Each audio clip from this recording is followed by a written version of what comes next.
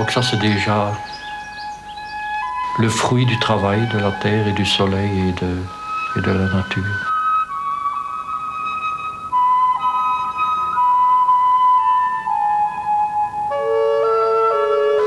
L'abbé Feck, je me souviens, avait quand même un certain amour de la nature et des plantes et des fleurs. Il fallait également un faucheur qui est équipé d'une faux munie d'un râteau. Cette photo n'a pas été prise à Saint-Lé, parce qu'à Saint-Lé, on ne possédait que la faux simple. Cet instrument est typique à la Gaume ou à la Lorraine.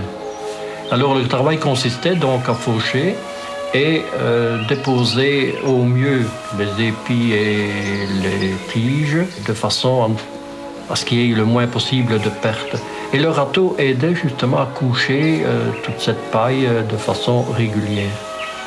Alors il fallait prélever ce qui avait été fauché, le rassembler, on faisait cela par un travail des mains et des genoux, et dès que la gerbe était relativement grande, elle était déposée sur le côté. La seconde opération, c'était de prélever une certaine quantité d'épis, pas d'épis uniquement, de paille, et de faire un lien qui permettait donc de nouer la gerbe.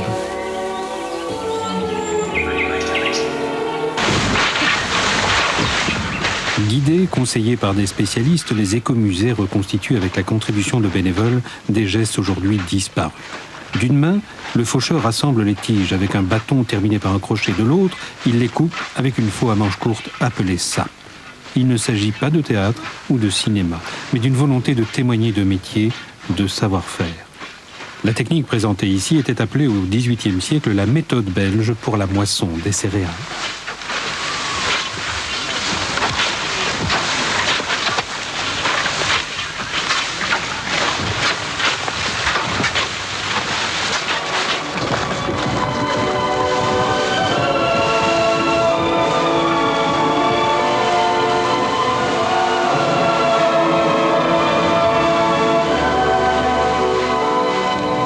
Il ne reste plus qu'à laisser sécher les céréales avant de les rentrer.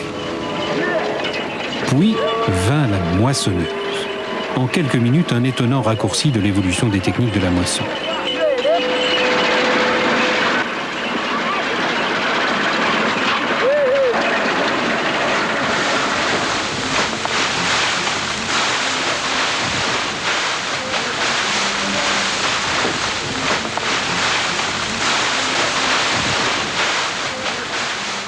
Maintenant, il est en train de présenter une machine qui a été assez révolutionnaire dans le monde agricole, c'est ce qu'on appelle les faucheuses lieuses.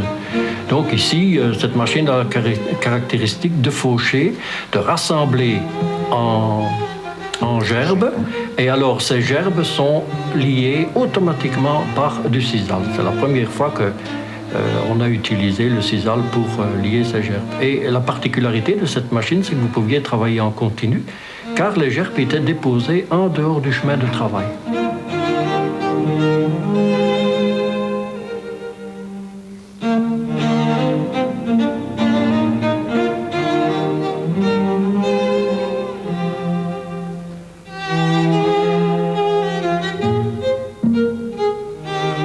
Voilà, une très bonne ambiance, un peu fatigante quand même, parce qu'il fallait donner ces gerbes là, quand on n'avait pas l'habitude.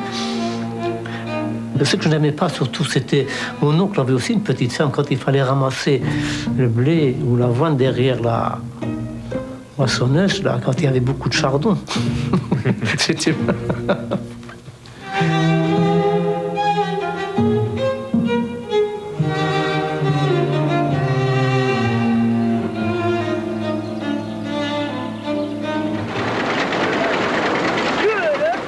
La mécanisation de la moisson participe de la révolution industrielle.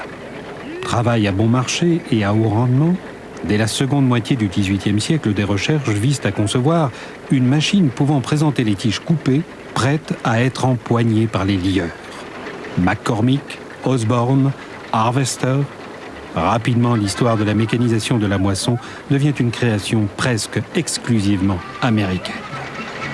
Image d'hier, image d'aujourd'hui, passé, présent, Les témoignages se fondent, se complètent pour nous restituer par bribes les étapes d'une évolution qui progressivement permit à la nourriture de ne plus représenter une hantise quotidienne.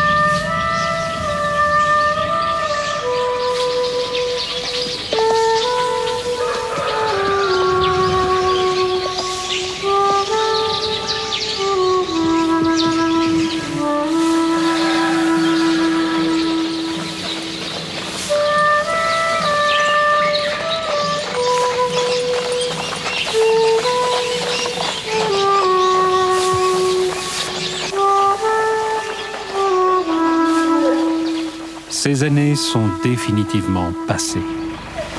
Mais le passé bien compris peut représenter pour le présent un extraordinaire stimulant.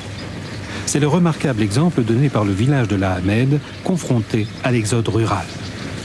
Alliant détente et découverte, la création d'un musée, l'organisation de fêtes de la moisson, le développement de contacts avec des producteurs locaux permirent de réactiver le village. Depuis, à Rochehaut, Soy, Mox, dans tous les villages du pays des collines et dans de nombreux endroits, les fêtes de la moisson permettent de découvrir la vie rurale, les techniques agricoles, les métiers et artisanats de la campagne.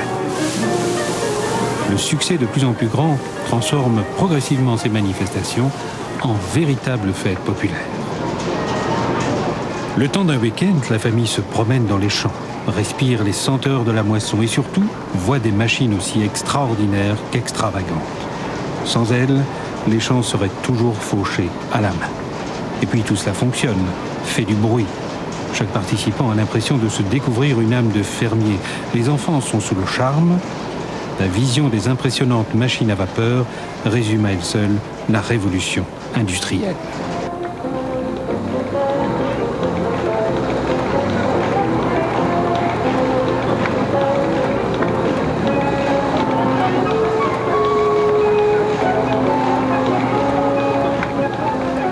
On n'insistera jamais assez sur l'importance de toutes ces petites séquences filmées. Elles révèlent des pratiques, des gestes modestes dont on ne trouve trace nulle part ailleurs et qui disparaissent avec leurs auteurs.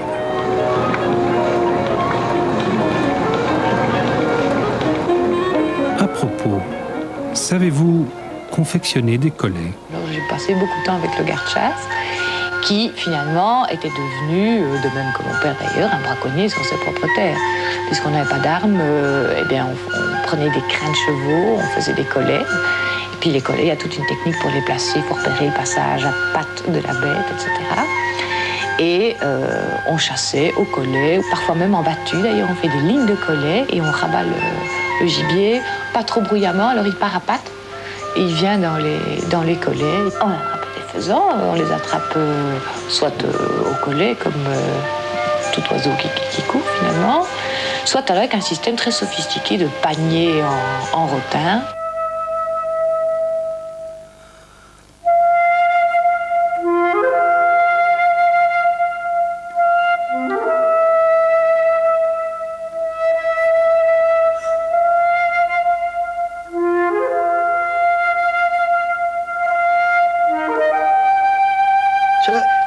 C'est la source qui est dans l'étang. Oui, c'est qui fournissait l'eau à la platinerie. Ah, c'est très grand, hein? Il y a une fameuse réserve d'eau. Ah, voilà, ça, c'est merveilleux, ça. Hein?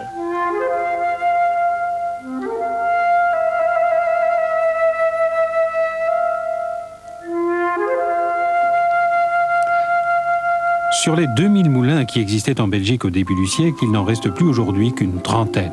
Parmi eux, bien peu sont encore en état de fonctionner. L'utilisation de nouvelles énergies comme la vapeur, la meunerie mécanique, puis l'électricité, provoquèrent l'abandon progressif des vieux moulins à vent. À Grand-Lay, près de Gembloux, un entretien régulier a permis de maintenir en état le moulin de Fresnes. Il peut encore aujourd'hui moudre 150 à 200 kg à l'heure. 5e génération depuis 1830, la famille de Fresnes a bien mérité son blason taillé sur bois.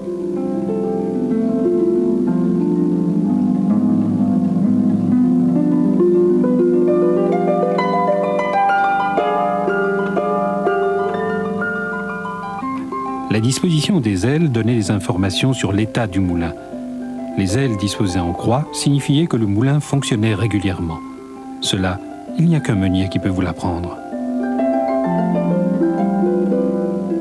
Profitons de ces paisibles images du village de Metzert pour reprendre notre souffle. Les films inédits nous ont fait voyager dans l'espace et le temps aux quatre coins de la mémoire du patrimoine en milieu rural. Ils nous ont permis d'aborder les sujets les plus divers qui tous étaient liés de près ou de loin à l'activité en milieu rural. Faisons un arrêt sur image. Comme en feuilletant un album de famille, parcourons quelques photographies qui évoquent les préoccupations d'une bien belle localité. Un chemin creux nous conduit à Vellereille-le-Sec, un nom évocateur de l'aridité du sol dans la région. Un village qui a conservé un héritage à la fois plein d'humilité, d'authenticité. En un mot, un village qui a gardé une dimension humaine. Le plan des maisons épouse généralement la forme d'un rectangle. Les fermettes sont toutes basses. Les murs en briques sont peints avec un badigeon de lait de chaux qui donnait une patine avec les années. Les façades, souvent asymétriques, s'équilibrent grâce aux ouvertures.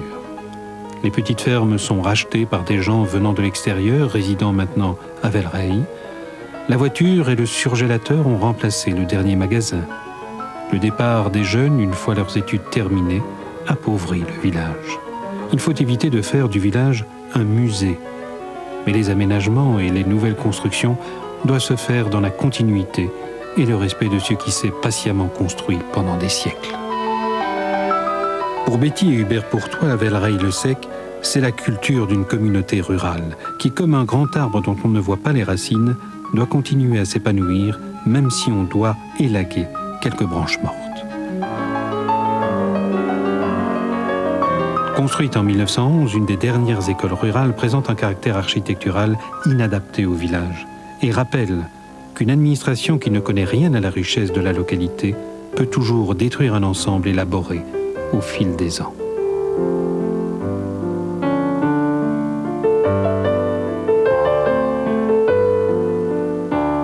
Pour découvrir la beauté de l'habitat de la région, le cercle d'archéologistes abletins nous invite à accompagner le regard d'un artiste. En utilisant le raffinement de l'aquarelle et du dessin, il nous rappelle qu'apprécier un patrimoine en quelque milieu que ce soit fait toujours appel à une sensibilité en éveil. Façade recouverte d'ardoises, façade élégante et cossue des 17, 18 et 19e siècles entoure la place Saint-Remacle. Vieille cité au bord de l'Amblève, jadis capitale d'une principauté abbatiale enrichie par ses tanneries, Stavelot a hérité de son histoire une grande variété de bâtiments et de paysages.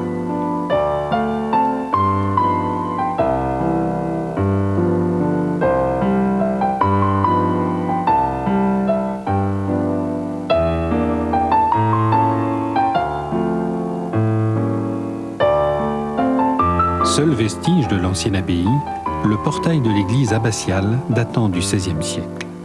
L'œil s'attarde, détaille la pierre sculptée.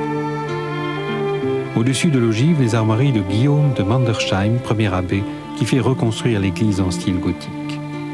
La fluidité de l'aquarelle laisse apparaître tous ces détails qui pourraient échapper à un regard distrait.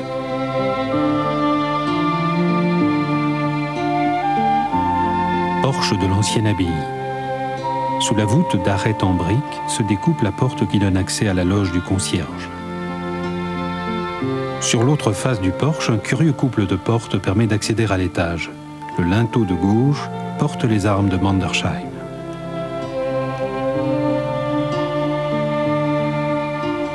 Voici les anciens bâtiments de service qui accueillaient les écuries, la brasserie et la boulangerie. Au bas des vestiges de la tour de l'ancienne église abbatiale, une porte aux ornements gothiques et au linteau en accolade, donnant accès à la tourelle d'escalier. Édifiée un peu à l'écart de la ville et consacrée en 1030, la chapelle Saint-Laurent était réservée aux pestiférés et aux lépreux.